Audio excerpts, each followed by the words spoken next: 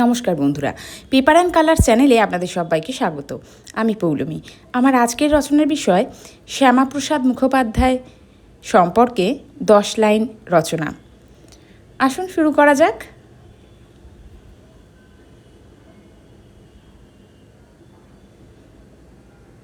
এক, ডক্টর শ্যামাপ্রসাদ মুখোপাধ্যায়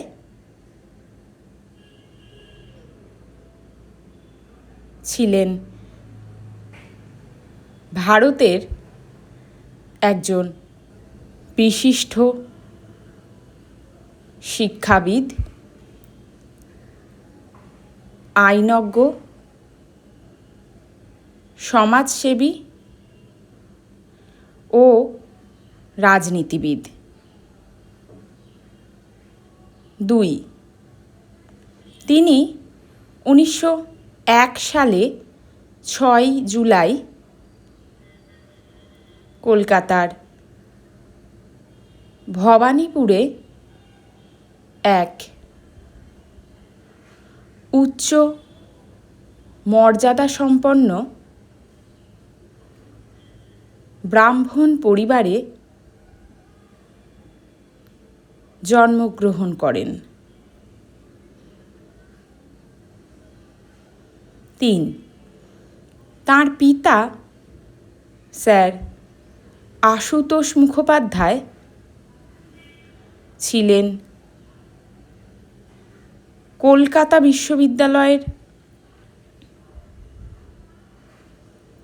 প্রখ্যাত উপাচার্য এবং শিক্ষা জগতের এক উজ্জ্বল ব্যক্তিত্ব এবং মাতা ছিলেন যোগমায়া দেবী। 4, মাত্র 33 বছর বয়সে তিনি কলকাতা বিশ্ববিদ্যালয়ের সর্বকনিষ্ঠ উপাচার্য হিসাবে দায়িত্ব গ্রহণ করেন।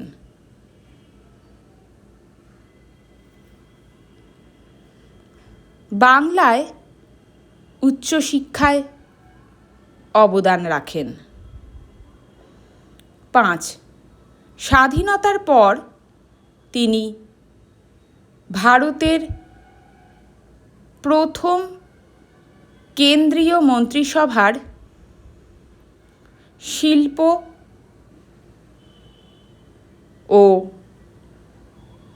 সরবরাহ মন্ত্রী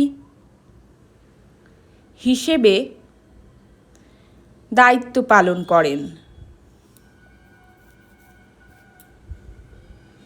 6, 1950 সালে লিয়াকত চুক্তিকে কেন্দ্র করে মতভেদের কারণে তিনি 6 এপ্রিল মন্ত্রিসভা থেকে পদত্যাগ করেন। 7, 1951 সালে 21শে অক্টোবর তিনি ভারতীয় জনসংঘ প্রতিষ্ঠা করেন, যা আজকের বিজেপি ভারতীয় জনতা পার্টির পূর্বসূরি। 8, তাঁর এই দল প্রতিষ্ঠার লক্ষ্য ছিল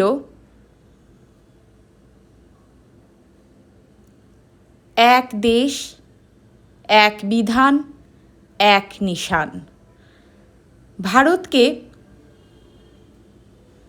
একটি সংহত রাষ্ট্র হিসেবে গড়ে তোলাই ছিল তাঁর স্বপ্ন। 9, 1947 সালে দেশভাগের সময় তিনি প্রাণপণে লড়েছিলেন বাংলার হিন্দু গরিষ্ঠ জেলাগুলি যাতে ভারতে থাকে তার জন্য। পরবর্তীকালে বঙ্গীয় আইনসভায় ভোটাভুটিতে এই সিদ্ধান্তই বজায় থাকে এবং বর্তমান পশ্চিমবঙ্গ রাজ্য গঠন হয়। 10. জম্মু কাশ্মীরে 370 ধারার তীব্র বিরোধিতা করে